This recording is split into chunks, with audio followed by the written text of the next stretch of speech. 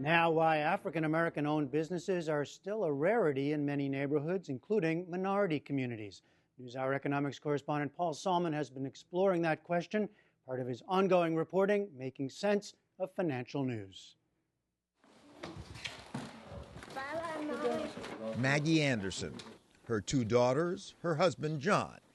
Nice suburban Chicago neighborhood, upscale house, upscale life. And yet these successful business professionals with brand name MBAs felt guilty for years. We thought we should be doing more, and we thought we should be doing stuff with the money that we made.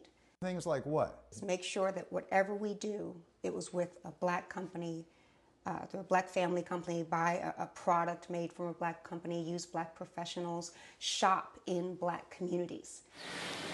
And thus, the empowerment experiment, chronicled in the recent book Our Black Year, buying strictly from black-owned businesses for 12 whole months. Starting out, the Andersons expected some problems shopping only at black-owned stores. They'd be smaller, selection not as great, prices a little higher, maybe have to drive a little bit. We assumed there'd be probably about 20 dry cleaners that we could choose from, just in black pockets, not in Oak Park, where we live. What they found?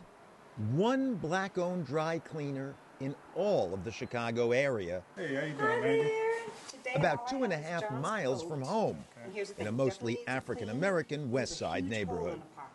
Years ago, it used to be a lot of black-owned businesses around, and funding just went down, and things just went kind of kaput after that, and the black-owned businesses just seemed to leave the area.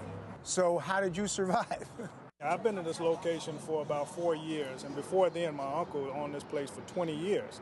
And most of my survival came from contract business, where we couldn't, get the money from the neighborhood, or people come in and patronize the businesses in the neighborhood, due to the lack of jobs. We had to revert to contract businesses. So that explains all those Army camouflage shirts or whatever it was that I saw. That's the ROTC uniforms for the City of Chicago Public Schools. Most money spent by African-American consumers, even in their neighborhood shops, goes to non-black business owners who seldom invest in or hire from the local community, something the Andersons linked directly to the 14% black unemployment rate and other economic inequities, and that they found the media failed ever to report. Don't just say the black unemployment is 4 times that of whites. Say that black businesses only get 2% of the $1 trillion of black buying power.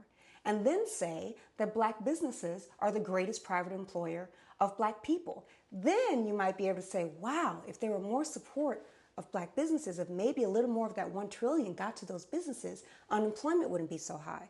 They wanted to do something extreme enough that everyone, including their fellow members of the black upper middle class, would notice.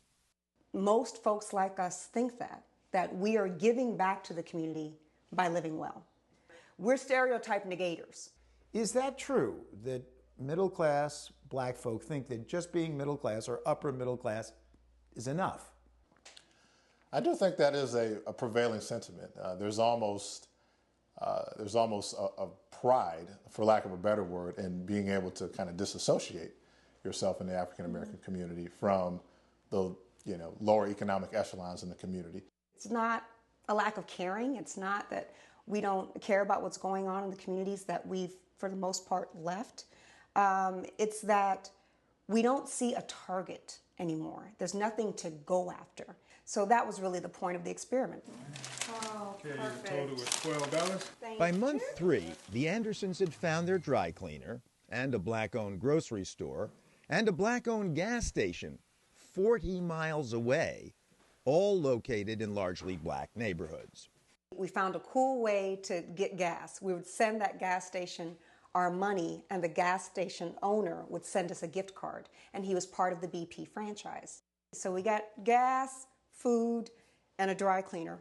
Everything else, we were just desperate and hopeful that something would pop up. And in the 3rd month, we got a general merchandise outlet, And in the 4th month, we finally found a place to buy clothes and shoes for our daughters. In the meantime, they found a shop that described itself as a grocer, but fell somewhat short. We thought it would be like kind of a small grocer where we can buy fresh meats and produce. There's nothing fresh in there, just canned goods, some frozen burritos, frozen pizza. So that was the first thing, like, wow, this place is terrible.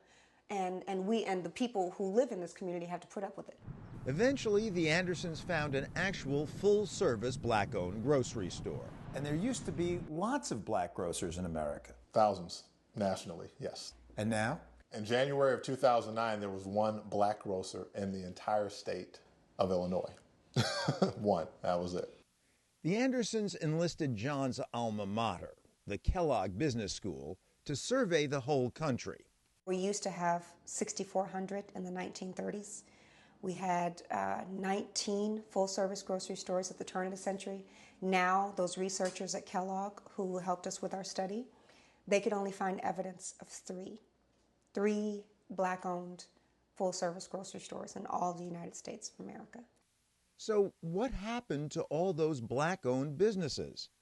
Competition from megastores like Star Market or Walmart is one answer. But a fuller answer may be integration, says Cornell economist Vicki Bogan. Prior to desegregation, actually my parents are in that generation in which they weren't allowed to patronize certain kinds of restaurants. In that particular environment, if you were a black-owned restaurant, you were guaranteed a certain number of customers that didn't have any other option of eating in other establishments if they wanted to eat out. John Anderson agrees, but adds one more troubling factor. The white man's ice is colder. Yes. White man's ice is colder. What is it? In the black community, there's a joke about how sometimes we feel like our goods and services are inferior. You know, like a psychosis, which is disturbing because I'm not aware that this exists in other ethnic communities. It was the 1-2 punch of integration. Of course, integration was great, but economically, it had a deleterious impact on our community.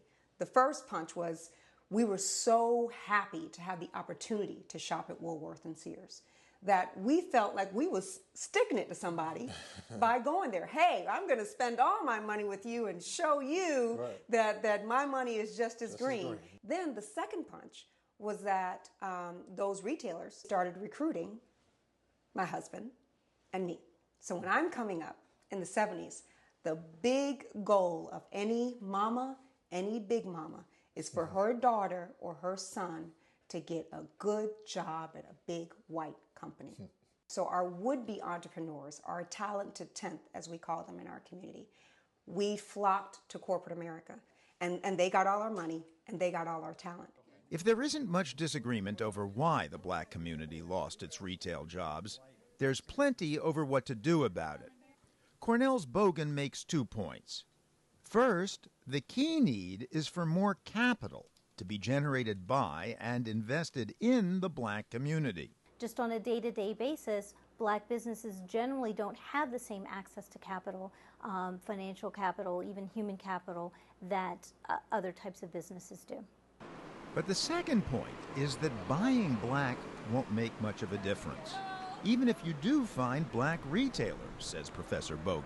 Even if you confine yourself to just purchasing from black merchants, where are those black merchants going to get their products? In today's global economy, it's likely that their suppliers are not going to be African American. They might not even be American. But one business the Andersons found certainly is black-owned Covenant Bank, which also reinvests in the community. Board member Kim Jackson. The percentage of dollars that go out of this community is far beyond most neighboring communities, and we definitely need to see that decreased. We can and have supported ourselves and sustained ourselves. We need to go back to that. And Maggie Anderson's efforts do seem a step in that direction. What percentage of your customers, would you guess, are like Maggie Anderson, coming here specifically to patronize a black business? I'd say maybe 10% of my customers, because of Maggie. So before Maggie came here and wrote about you, what percentage of your customer base was here to patronize a black business? I would say before, maybe 1%. The Anderson effect, making a small dent in inner city Chicago, which needs all the economic revitalization it can get.